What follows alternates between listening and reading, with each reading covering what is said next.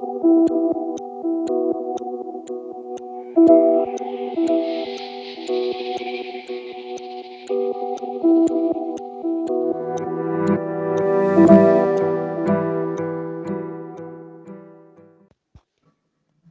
विभाग की मनमानी से परेशान है 15,000 लोग। केतकीपाड़ा धारखाड़ी की जनता मूलभूत सुविधाओं से वंचित। दहीसर पूर्व धारखाड़ी केतकीपाड़ा गैस गोदाम के आसपास में रहने वाले लगभग 15,000 लोग आज भी बिजली, पानी, गटर, शौचालय जैसी मूलभूत सुविधाओं से वंचित है। यहाँ पर 1995 के सर्वे के अनुसार लगभग 5,000 झोपड़े वन विभाग की जमीन पर पाए गए थे। वन विभाग के अधिकारियों की मनमानी से यहाँ की गरीब जनता काफी परेशान है। इनके घरों को वन विभाग के लोग अवैध बताते हैं। उन्हें घर रिपेयरिंग की परमिशन भी नहीं देते, जिसके कारण यहाँ की जनता को कानूनी तौर पर बिजली का मीटर, पानी का कनेक्शन नहीं मिलता है। लेकिन इनका वोट लीगल है। ये लोग हर चुनाव में मतदान करते क्या हैं। नाम है आपका? दैवशाला अच्युत शिंदे, कहाँ पे रहती हैं आप? शिवाजी नगर। अच्छा, क्या तकलीफ है, क्या समस्या है, आपको जरा बताइए। मेरा तकलीफ ये है कि हमारे फॉरेस्ट वाले ने हमारे से पैसा लिया है कि तुम लोग का कानून में बैठता है करके 7,000 रुपया हम लोग भराए। हम लोग 7,000 रुपया भराए, लेकिन हम लोग का इधर भाड़े से लाइट वापरते हैं। हम लोग पानी 5 रुपये एक हंडा ला के वापरते हैं। तो हम लोग का पैसा तो लिया तुम लोग फॉरेस्ट लेवल ने, लेकिन हम लोग को जितना दिन हम लोग को रूम नहीं देते उतना दिन तक तो हमको सुविधा देना चाहिए क्या नहीं? कितने साल हो गए आपको पैसे लेके फॉरेस्ट में? 2000 में पैसा लिया। हाँ, 2008 में हमारा पैसा भरा है इसमें, फॉरेस्ट वाले में।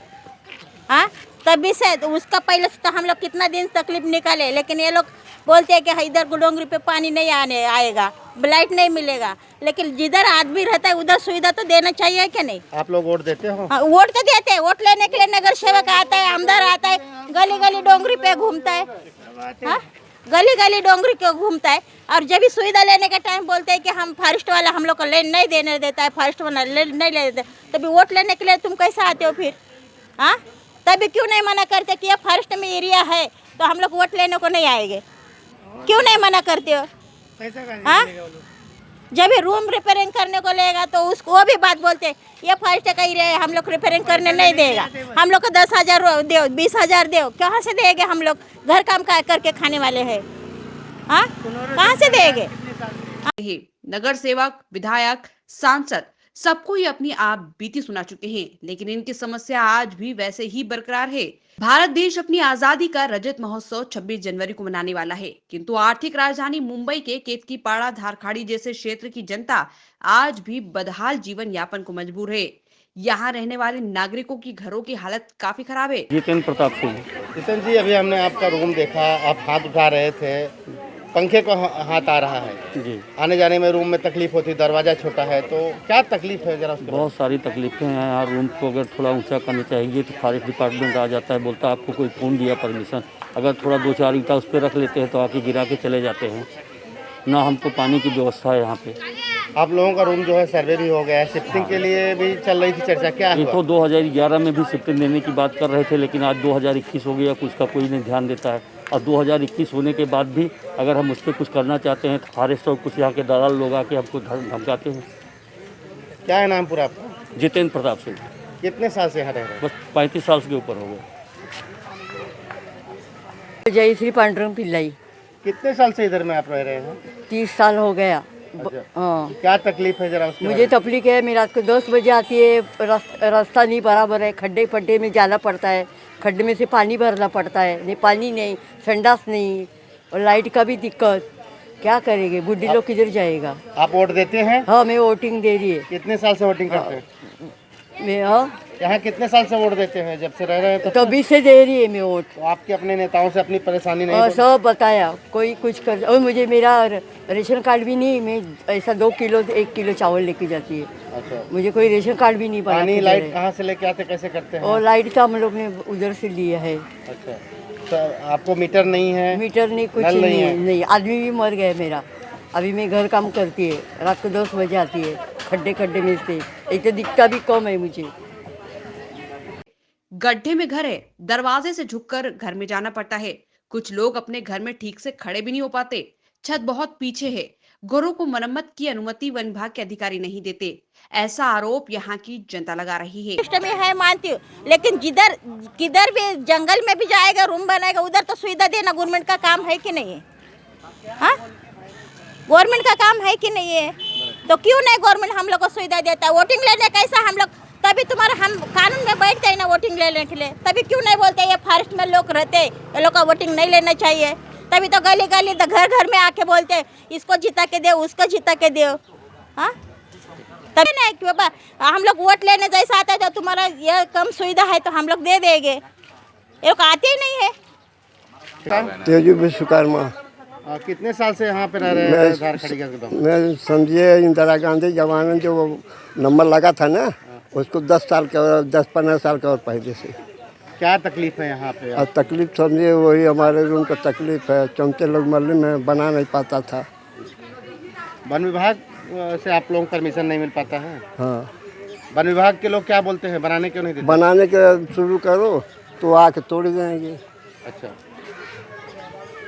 आपका रूम काफ़ी गड्ढे में है। हाँ, जा नहीं पाते हो, एकदम झुक के जाना पड़ता है, चोट लग जाती है सर पे। आप लोग तो सामने देखे हैं साहब। आप बोलिए ना। क्या कहेंगे, सरकार प्रशासन से क्या मांग है आपकी?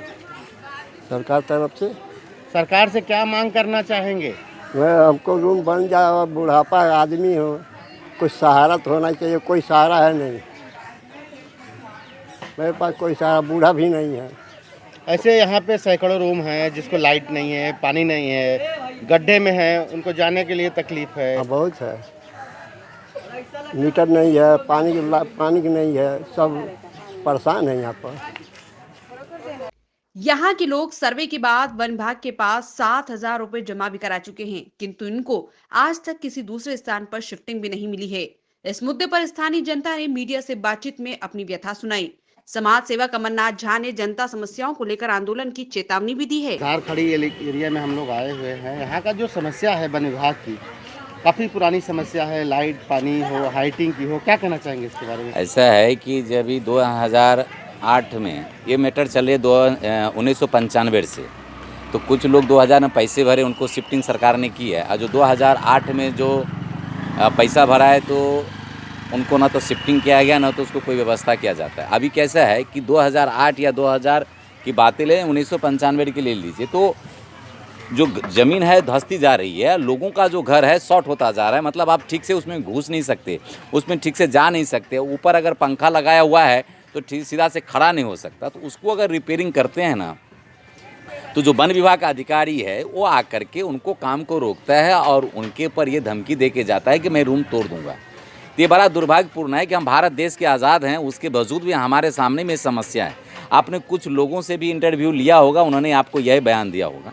इसका एक कारण है कि जितने भी कामें हैं, जितने भी बातें हैं, मैं वन विभाग अधिकारी से और सरकार से यही निवेदन करूंगा कि यहाँ जो गरीब जनता लोग रह रहे हैं, गरीब लोग, उनके ऊपर इस तरह से अन्याय न करें। अगर वो घर रिपेयरिंग कर रहा है तो उन्हें रिपेयरिंग करने दें। हर बात पे आकर के वन विभाग अगर रोकता है कि भाई रिपेयरिंग नहीं कर सकते हो, तो ये दुर्भाग्यपूर्ण है। एक दिन ऐसा आ जाएगा कि लोग आक्रोश में आके जन आंदोलन कर देगा, जिससे कि जनता का भी नुकसान हो सकता है और सरकार का भी नुकसान हो सकता है और वन अधिकारी का भी नुकसान हो सकता है। ये नुकसान न हो करके जनता को जो मांग है उसे सरकार पूरा करना चाहिए और वन विभाग आकर के यहाँ पर लोगों को तकलीफ नहीं देना चाहिए। ये हमारी मतलब मैंने इसके ऊपर पत्र व्यवहार भी किया हुआ था कि भाई इस तरह से आपका वन अधिकारी जो आपके फॉरेस्ट ऑफिसर जो आकर के इन्हें रोकते हैं काम, वो ना रोके। और जो यहाँ वन अध्यक्ष है, मैं उनसे भी मिला हुआ था, तो उनको भी बात किया मैं उनसे, तो बोले अगर ऐसा कुछ है तो आप हमारे पास रिपोर्ट करें। लेकिन मैं उनको भी पत्र व्यवहार किया हूँ, लेकिन उनके पर भी कोई सुनवाई कार्रवाई नहीं होती है। तो मेरा ऐसा अधिकार मांग है कि जो वन विभाग के जो अधिकारी हैं वो यहाँ के गरीबों लोगों को परेशान न करे। अगर वो रिपेयरिंग करता है उन्हें रिपेयरिंग करने दिया जाए। अगर आप इस तरह से नहीं बदलाव लाएंगे वन अधिकारी, तो आने वाले दिन में मैं जन आंदोलन कर दूंगा, जिससे कि हो सकता है मेरा भी नुकसान हो सकता है, जिस पे कि हमारे पर केस भी हो सकती है। तो मैं उसको परवाह न करते हुए मैं आंदोलन का रुख कर दूंगा और यहाँ का जो गरीब जनता लोग हैं उनके लिए मैं ये जन आंदोलन करने की पूरी तैयारी करूँगा। नहीं तो वन अधिकारी से मेरा हाथ जोड़ के विनती है कि वो इस कार्य को कहीं ना कहीं थमावे। हम ये नहीं कह रहे हैं कि वो घूमे नहीं, सर्वे न करें, घूमें सर्वे करें, सब कुछ करें, क्योंकि लेकिन जिसका घर टूटने के कगार पे है उन्हें रिपेयरिंग करने से न रोके। आए दिन में आपको मालूम पड़ना चाहिए कि पेड़ गिरने से लोग जख्मी हो गया, रूम गिरने से लोग जख्मी हुआ और मर गए। उसके बावजूद भी न तो सरकार की आँख खुल रही है और न तो वन विभाग के अधिकारी को आँख खुल रही है। तो इसलिए एक दिन चुनाव आता है अमरनाथ जी, नेता बार बार आश्वासन देते हैं कि यहाँ के लोगों को शिफ्टिंग कराएंगे, काफ़ी लोगों का सर्वे हुआ है, पैसे भी भरे हैं, लेकिन चुनाव जब जाता है तो सब नेता लोग भूल जाते हैं। ये हमारे देश के दुर्भाग्य है कि नेता सिर्फ वोट के टाइम ही आएंगे, बाकी टाइम में नहीं आएंगे, क्योंकि उनका वो जीतने के बाद यहाँ की जनता को भूल जाते हैं। हम भी जनते में आते हैं तो हम जनते इतने मूर्ख हैं कि मूर्ख बन जाते हैं। क्या करें, मूर्ख बनाने के लिए तो है, जैसे आपने देखा कि देश के जो मुखिया हैं, प्रधान हैं, वो भी बेवकूफ़ बना दिए। तो लोग बेवकूफ़ बनने का है, हम भी बेवकूफ़ बन जाते हैं। विश्वास है सबसे बड़ी चीज़ है, ये भारत देश है।